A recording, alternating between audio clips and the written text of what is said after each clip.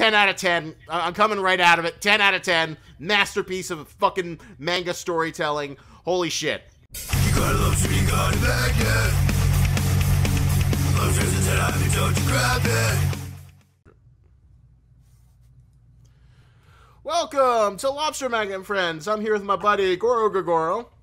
Hey, what's up? And we are here to talk about Hunter x Hunter, chapter 383. And let me just say, I think this chapter was a fucking masterpiece. It was an amazing chapter. Very self-contained story.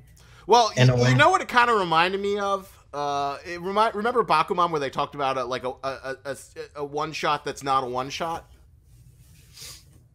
No, I don't remember that. Oh my god, I hate you. I thought you'd remember this. It was like one of the things that they want. It was like halfway through the story, and then Hattori or one of their editors told them that like one way to like pull ahead in the rankings is to do a one-shot that's not a one-shot. And basically, it's like, within your story, you tell a self-contained story that you don't necessarily need to know the continuity of the series to like understand it.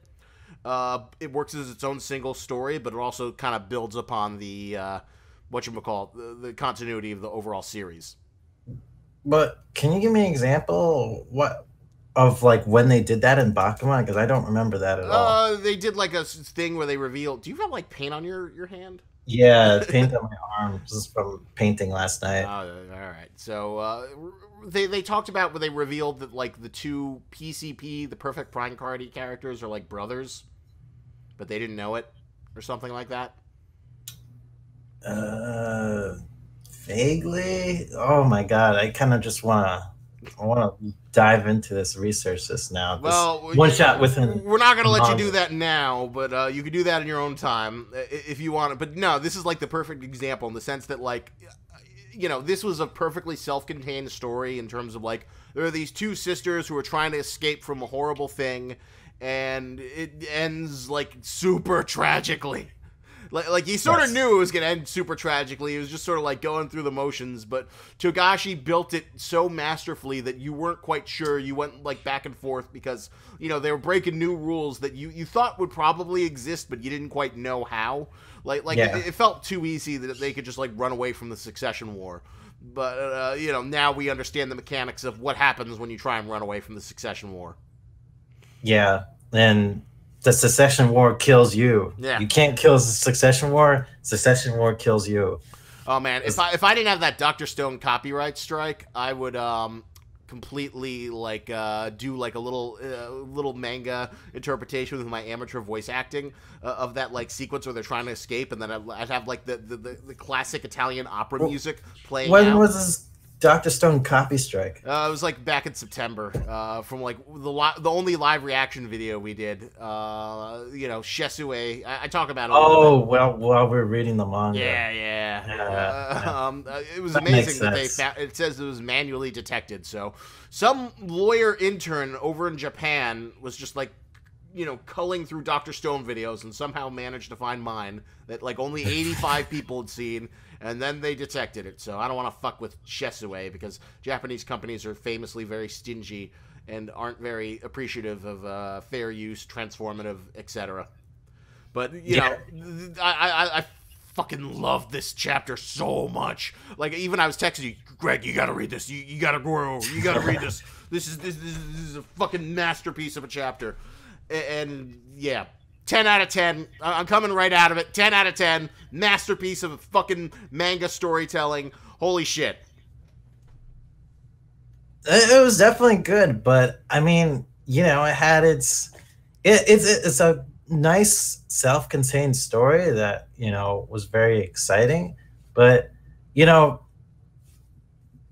kind of, I'm not as like invested in these characters as other characters within the story. I'll give you that. Like, overall, I don't really care about Kacha and Fugetsu. I'm not super invested in them, but like, for me, as a failed storyteller, aspiring storyteller, someone who feeds off of the corpse of other better storytellers and tries to, explain why their storytelling worked, You know, I feel like the mechanics that Togashi used were first class enough that, like, even if I didn't care about the characters, I was totally and wholly invested in, you know, the events of them, what was going on, and seeing if they'd escape. Right. And you know, they had a little bit of arc. Fugetsu was like sort of like the naive kind of demure girl, while Kachan was like the super bitchy girl who supposedly everyone hated, but then little by little, Melody peels back the layers that we learn that she's actually this empathetic personality, and that her, you know, bitchy princess demeanor, her Paris Hilton demeanor is actually just a facade. And the thing that, you know, matters most to her is the twin sister that she loves very dearly and wants to do anything she can do to protect. Yeah. Yeah, exactly. So, you know, I can understand that. Like, you know, would we want Chrollo and Hisoka instead of these two? Yeah, totally. But, you know, in terms of, like, you know, great storytelling. And even the scene that you complained about from, like, last one, where we didn't hear what the guy was saying to Kurapika, and they filled in the details. They did. Okay, they did fill in the details of that. That was actually really surprising that they actually explained that in this chapter, too. It's like, why did they, like, keep it a secret at first? But now you kind of know, because they were, like, making a little plan of, like, you know, how if these events unfold in such and such way, this guy is gonna sacrifice his life to save these, you know, the princes, these two girls. And that was a very, you know, that was probably one of the most I guess it was, for me, it was the most powerful moment of the arc. Even though, you know, Kachan sacrificed her life for the other Fugetsu. Like, it was like a little sweet moment where, you know, Kachan's Nenbeast turns out to be, you know, a clone doll replacement of Kachan. Oh, and it would have just to stay with her forever. And it would have worked either way. It would have, you know, if she died, then it would have created a version of her, a fake version of her. Right. It's such a bittersweet little reveal. I fucking love that. Although there's part of me it was a good reveal. I think the security guard, like, throwing away his life for the two princes was the best part, though, to me. Well, to me, like, the moment when, like, Melody, like, does the musical sonata that, like, transports everyone to, like, a realm of music, and they're all just, like, you know, amazed by its beauty. That's when the chapter, like, became amazing. And then in my head, like, my favorite pieces of, like, manga is, like, when I can, like, I'm so invested in them, or any sort of comic story, that, like, I can imagine a very specific music piece going alongside it, and I can, like, imagine it, like, happening in real time, like I'm seeing the most engaging movie ever. And for that time, you know, I just imagine this incredible opera piece as they're trying to escape, building to this crescendo as it looks like they're okay. Then, you know, imagine the sound effects from the Full Metal Alchemist where they have, like, the truth door rip off the hands. You know, Oh, this would make an amazing animated sequence. Oh, God, yeah. Hunter, Hunter, come back. Togashi, making a fucking manga so we can get an OVA or something. Like, Hunter, Hunter is obviously successful and popular enough that they could, like, animate it, or, you know, make it more of it, but, you know, there just isn't enough material, and obviously there probably won't be, you know, let's assume they started animating the Dark Continent. Maybe they get through, like, 25, 30 episodes at most, and then, you know, they would catch up, and then they'd just be at, like, a cliffhanger. Yeah, well, yeah, I guess they gotta get to the Dark Continent at the very least in order to throw in an OVA right now. Yeah, but I feel like getting to the Dark Continent would be as much of an end point to, like, you know, end the Succession War arc, as well as, like, start a new arc, and that would be, like, a good end point. So if that happens, then you can hope for an anime adaptation. Kind of like how they ended the Green Island Greed Island OVA. Yeah, Back, yeah, that was like as good. Well, it's funny though if you go back and watch the Greed Island versus like the Hunter x Hunter 2011 update. Like the Greed Island OVA is like really dragged out versus the Hunter x Hunter the 2011 series, which just kind of like blows through the material. Really? You think? I was actually looking at like one of the episodes where Gon is fighting the final little flower explosion guy. Yeah, bomber guy. Yeah, it felt like really it felt really dragged out in terms of animation for the 2011. I thought like if you go back and forth, it goes at a really brisk pace compared to like the original one. Oh, I have to look at it again. Well, if you ever get the chance to, you should, because it's very interesting. You know, also, I feel like the budget in their animation like went down during that fight, like considerably. I thought it was animated very well. Like you know, did you? How much of the 2011 series of the Greed Island did you watch? I think I watched like 2 episodes where he fought the little flower explosion guy. It just felt like it felt like they were doing a lot of like still frame kind of like animation. I think you're confusing it with the 20, the OVA, which I thought was much slower versus the. Like I remember they spent like 3 episodes on that battle in the OVA, while in like the anime, 2011 anime, they only did it for like 1 or 2. No. Okay. But yeah, I always think the 2011 anime is like as good of a shonen adaptation as you could ask for. Okay. Oh. But back to this chapter, I imagined this sweeping piece of music, and I was like so invested, and I was just like, oh my god, this is so great. Oh no, is she gonna get out? Oh fuck, there are evil hands. Of course there are evil hands.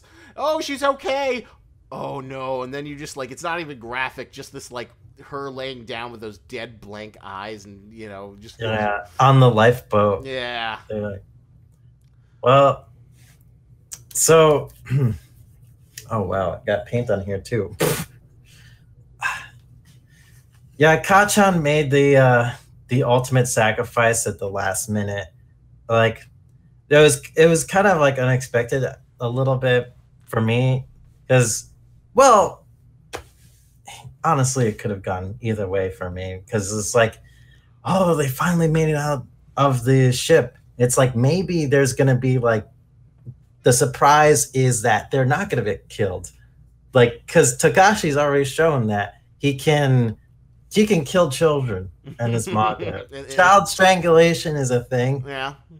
So he's perfectly fine with showing dead children, and maybe this was like the moment where they finally get a victory. Children finally get a victory. But no, they don't. They don't get a victory. Kachan sacrifices her life, but her Nen beast lives on as a duplicate of Kachan. Kachan. Well, although I'm kind of curious, though. Do you think other people can see the Nen beast, or do you think only Nen users can see it?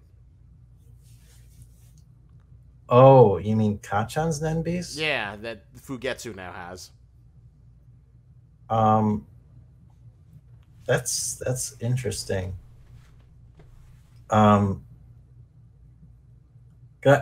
We assumed that Fugetsu's Nen beast was the wormhole thing. Yeah, it said it was the wormhole thing, and that it wasn't something you could see.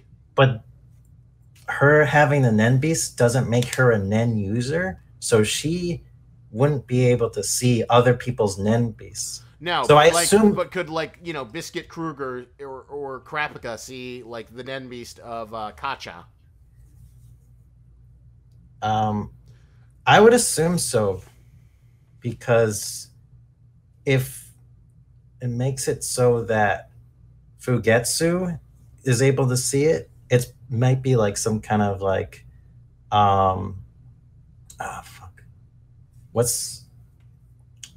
what kind of Nen skill tree is that? Is that like I'd have to look it up, but I can't. Transmutation? No. Conjuration sounds like Conjuration, yeah. It's like a conjuration ability. So people who aren't able to see Nin can see. Oh Can see yeah, it. that is true. That they can see conjuration abilities. Yeah, interesting. Yeah, I guess that's a way. That's the fun thing about the NEN system is like it's so broad, but yet so detailed that you can like justify any fucking superpower. Yeah, yeah. Anything can fall into place in those like skill trees, and then if it doesn't, you just say specialization. Yeah. Oh, Togashi, you are a master of coming up with magical bullshit. Yeah, and it still feels like solidified, grounded. Yeah, yeah. It's funny when you compare that to something like Black Clover, where it's just like I've got compass magic. It just feels like it feels like it's a world that should have more grounded, fucking magical rules. But it's just like everyone arbitrarily has whatever bullshit thing the guy wants to give them. Yeah, I mean, we did judge this. We did judge a series pretty harshly in the first 8 episodes of I think anime. we saw 12. We saw 12. We saw a fucking 12, decent amount of Black Clover. Anime 8 episodes of that bullshit. That was like that anime is such shit. It is such shit. You know, it's amazing. Apparently, it's getting a second season where it's still going to be like flogged to death slowly. I mean, I watched a video on Black Clover, and someone said that the anime does get better. Or sorry, the manga does get better, and actually becomes interesting, but it's not for a while. And Asta in the anime is still really fucking annoying with this screaming, constant screaming. Ah! Well, if there's anything that's like a dog that like Shonen Jump seems to like really want to push as like the bastard inbred love child of Bleach and Fairy Tail, it's that one. Yep. Well, I wonder if people like it in Japan. If it's that popular, actually. But anyway, so let's go back to talking about Hunter x Hunter.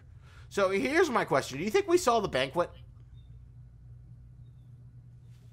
I couldn't tell if we saw the banquet, if all those performances were part of the banquet.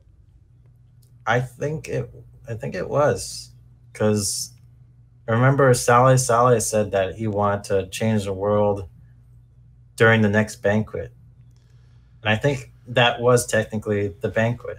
So here's the question, though: is that like just the beginning of it, or is like all hell's still gonna break loose?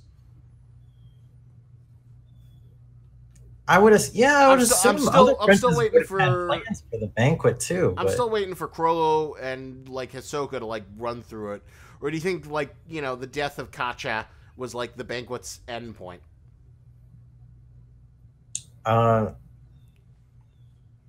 That's interesting. Man, I would like to see more stuff going on during that banquet, like some more political mind games between the other princes as well. I mean, this story arc kind of needs that story arc. It was I think it was a good choice to have it like more self-contained, like away from the rest of the side plots. Because like it was just like you got to see the plan like executed from start to beginning and see its conclusion. Yeah, I totally agree. It would have been awful to like have it like the worst thing spaced out between. Yeah, like one thing I hate that Oda does a lot is that like he'll have like several story threads going on, and then there's like one or two that you really want to see, but then he'll like cut away from them. Where it's like, he did it in Dressrosa, where there's this big three-way fight between Doflamingo, Fujitora, and Law. Wait. Oh, I thought you were talking about Togashi for a second. No. I'm just saying this is something that other mangakas do, and Oda does it a lot. Okay. Where, like, for an example, in Dressrosa, there's this big fight between Doflamingo, the new Admiral Fujitora, and Law, and it's like, oh man, this is cool. I want to see this full fight. This is going to be awesome. Why can't we see this? This is going to be freaking great. Then he'll cut away to some stupid random bullshit that we don't care about. Yeah, it's kind of like it's kind of like because the fight is wrapped in mystery, our imaginations are kind of like running wild and expecting like something super badass is happening while we're watching something else we're not as invested in. Yeah, yeah, and so Togashi like just focusing on this versus like showing us a part of this while some other shit happens. Like, how angry would you be if you like saw like Hisoka sneak into the banquet, and like Chrollo Lucifer's like hiding out as like a bodyguard or some shit, and then we just cut to Fugetsu and Kachan running away. Um, yeah, I think it would kind of interrupt the whole like emotional aspect of the story too. If we have like jumping from side story to side story as well, because you know when Melody does do that ability, she kind of like negates everybody else's stories. So Yeah. I guess in a way, it's like it kind of plays out very well because like once Melody does that ability, she like no other stories can go on, and we can solely focus on this one. That is true. I did enjoy that that incredible superpower of negating, and I thought it was a strong choice on Takashi's part. I'm curious to see if That's such a strong ability if you think about it. Just like you can just like play all this music and like broadcast this music and just send everybody to music heaven. And you could like I don't know, that seems like such a super strong ability. But like she can only do it 3 minutes, and she can't like kill people. But then again, Melody is not like a murder people kind of. If she teams up with other like Nen users, like it's a great, fantastic support ability. True. I won't deny that it's a really good support ability in terms of like having multiple people. And that is like the best way to use it in a Nen fight. Yeah, like in a Nen group fight. God, it kind of reminds me of this character in Heroes of the Storm, where his ultimate is that he plays rockin' music, and everyone has to dance within the area of effect. So he's like this ultimate disabler for the elite Tauren chieftain. Oh, I think I know what you're talking about. Is it like ETC or something? Yep. Yeah. That's a Hearthstone card too, I think. Yep. Yes, it is. Oh, ETC gives you one power chord with the ability to rock. Only for hers, it's like, a profound thing. But I am morbidly curious what the aftermath is. If like, the princesses are all enlightened and want to fight less. Is Tesseric's evil heart calmed? God, Tesseric, do something! I want you to do something. Yeah, man, I'm so curious what these other princes are gonna do now. Now that we have this like self-contained like story, I'm just like, I feel like all the other stories just put on pause. Like I want those other stories back. I want those other stories now. I'm sure you're gonna get them next week or this week. I think there's a good chance that those stories will continue. But I was very impressed with how Oda Togashi decided to wrap this one up. Yeah, I have to say it's a simpler kind of sorry. It's like simpler compared to like some of the other stuff he like tries to pull. It's like, it's like again like a self-contained story. There's not much else to talk about besides this self-contained story in the manga. Well, true, but there's oh God, I love the layers of tragedy. The bodyguard who's like, my wife and daughter died in an accident. I've always been waiting to die. Yeah, I thought that was the strongest part of this chapter. That to me was a really good way of like raising the stakes and showing that there's actual blood on the line for getting these two people out. This sort of like suicide kindness to like save Melody and save the princes and save everyone else from being like prosecuted by the, you know, dictatorial Kakin army. Which like just got you invested. Holy shit, this guy had to shoot himself to make this happen. Go girls, go, get out of there, live your lives, be free. And then you learn no one can escape from the succession war.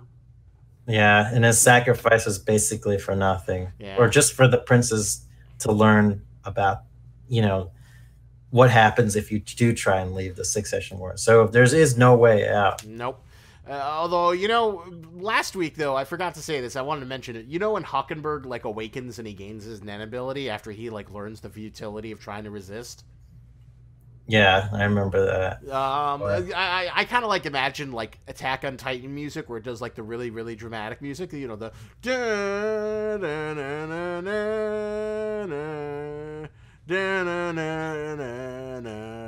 You probably have no idea. I don't know what you're talking about. God damn it, just think of like the dramatic Attack on Titan music. I mean, I can think of some semblance of dramatic Attack on Titan music. You don't have it in my brain right now. I don't have it memorized in my brain. I'll play it for you after we're done recording. But, okay. You know, I just imagine super dramatic music as he's like, you know, he's on the path of destruction as he, you know, accepts his fate that he must conquer all to live forward and win the succession war. What happens, though? You know, Kurapika's plan, I think, is just basically to make a stalemate in the succession. Well, he feels like if he could get someone to get out of it, but Kurapika doesn't know all this other shit. He doesn't know about the rules of, you know, he doesn't know about Hockenberg's efforts to try and stop it. How, you know, the guy his father told him, oh, you can't stop it. And he also doesn't know about the evil, you know, Nen ghost hands that are out to kill people who try and leave the succession war. Yeah. Oh, there's something else. Something else interesting. The king, the current king, what's his name? Hugh something. I'm not gonna try and mangle it. It's like Hugh Gooey no High something or another. Yeah, I don't want to offend anyone in the fictional nation of Kakin for mispronouncing his name. But remember how he's collecting the body? Yeah, I'm curious how he's gonna get the corpse for her. Yeah, she's already like in another lifeboat, like probably like 50 leagues away. Like, how is he gonna recover that lifeboat? Well, for all we know, the crazy machine, Nen machine thing. For all we know, the next chapter is gonna open with them, like, you know, there'll probably be some sort of recorder that lets them know lifeboat launched. They'll go and get it, and he'll know through like Nen ability bullshit. And then it'll be them fishing out the corpse of Katja. Okay, maybe. Because yeah. Now that we know about that stupid machine, like we got to see what happens next with it and what the purpose of that is. And if there's like a body missing, like he can't really complete his whole machine thing. And there's a casket for every single prince. Yeah. I'm really curious what the purpose of that is. Like, a dumb manga author would, like, say, like, oh, once all the princes are dead, that awakens the most supreme Nen power, and then the king gets to live eternally and have superpowers. But I feel like Togashi is, like, a better purpose than that. Yeah. Yeah. But and it'd be interesting to see, like, what happens when the king catches all 13 princes. Gotta kill them all. Gotta kill them all. Wait, is it 13 or 14? I think it's 14. Sorry. 14 princes. Gotta catch them all. Prince Prince War. Succession War. Sail, Tesseric, Benjamin. Gotta name them all. Gotta name them all. Yeah, gotta name them all. Gotta name them all. Fugetsu, Kacha, blah blah blah blah blah blah blah blah blah blah blah blah. Princes, princes, princes, princes. Gotta kill them all. Prince. Is there any way we can make like a Hunter x Hunter Prince rap song? I really want to now. I feel like they could all rhyme somehow. It'd be like Tubba God, I want to. Camila, Benjamin, pull them up if you could do it. Like, I would love to see you. I cannot, unfortunately, because I'm recording this. All right, let me see. Hunter x Hunter wiki. Kakin Princes.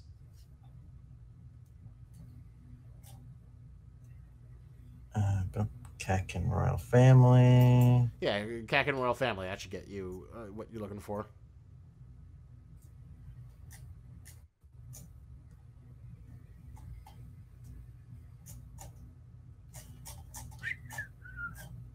I just need the princes. I'm only shoot. There aren't that many other ones that we know about, so why don't you type in like Kakin Prince or Benjamin, and then you'll get the list of all of them.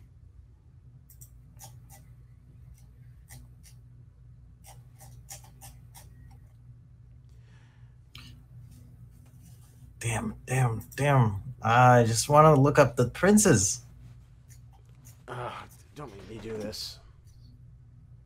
All right, I'm doing it. I just want a list of all the princes. I'll get you one.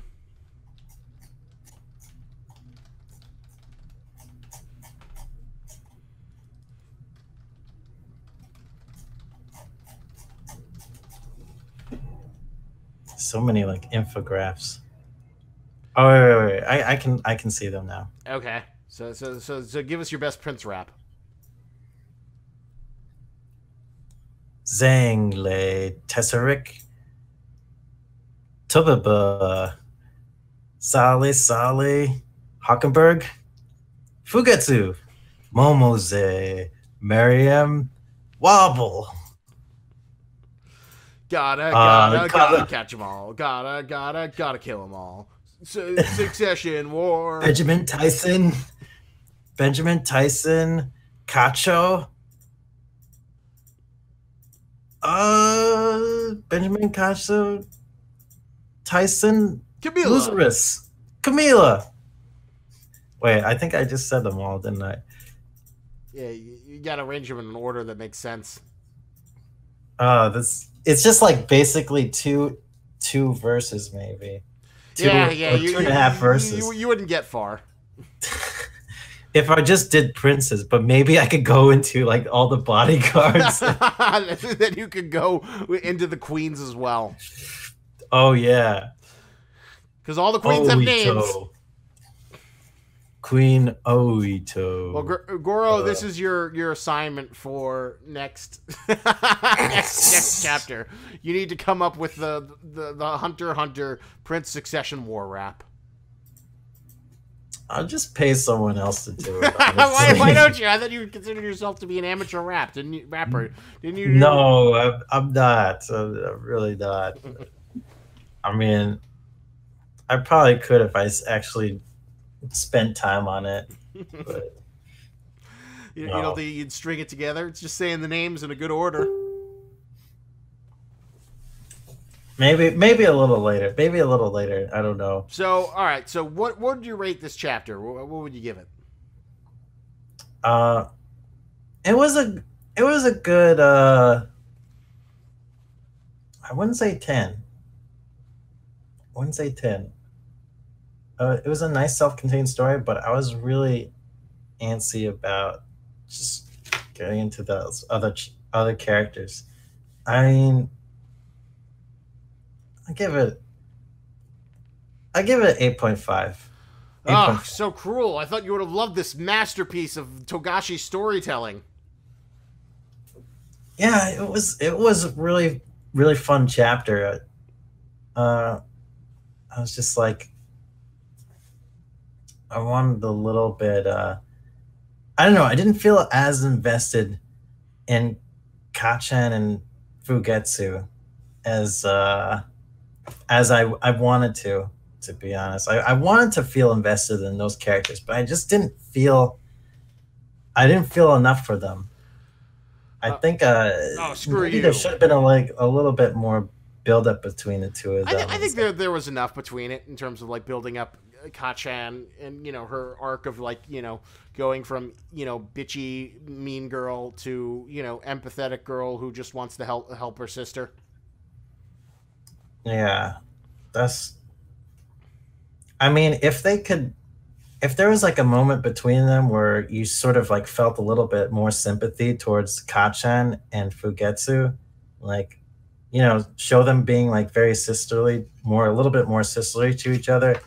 I think that could have made it a little bit more successful in terms of like getting that emotional impact when, they actually escape and then they encounter why you can't run away from the secession war and Kachan dies.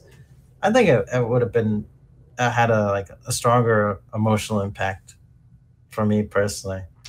To that I say, screw you. I think Togashi did a great job with the tools that were given. But now I'm morbidly curious. Which side do you people in the comments fall on? Do you fall on Goro's side? Do you agree with him that, like, their characters weren't developed enough? Or do you agree with me where I think this is a masterpiece and I think he did a brilliant job of telling a self-contained story with a horribly tragic end within the confines of the Succession War tournament arc Battle Royale? Oh, by the way, I love the presentation list of like all the other performances going on. Like, I love that little detail about this chapter. Oh yeah, and like how there was like a rap battle between like two hunters. The haiku hunter. The haiku hunter named Basho, and there was a rock performance from the Kurapika's teacher because Prince Tyson forced him to do it. Yeah. Like, I love those little details of like of those hunters doing these performances and stuff. It is fun that like Togashi managed to bring so many older hunters from throughout the series and like put them in this arc, so they're kind of like all secondary characters that it's like, oh, I remember that guy. I remember that guy. That guy's here. Wow. Yeah, exactly. Wow. It was definitely some good stuff. All right, yeah, so I think cool. that finishes our thoughts. Any final things you want to say? Can't wait for next chapter. Back into the crazy amount of side stories that are all happening at once. It's like maybe that's probably where Togashi's biggest strengths are, is like all these constantly, conflicting things like happening all at once at the same time, like convoluted things happening at once. I feel like this story should have been a little bit more of a character piece, like more focused on like, the characters between Kachan and Fugetsu, but that's like a really hard, like 180 kind of like style. I think to go. He gave you enough. He gave you enough. These weren't super deep characters. You got enough about their attempts to escape and their friendship, and Kachan's little arc was enough. So I was perfectly happy. Although, well, here's a question though. Here's one final question before we head off. Which prince would you like to see get like this sort of treatment next? Get like a little. Oh.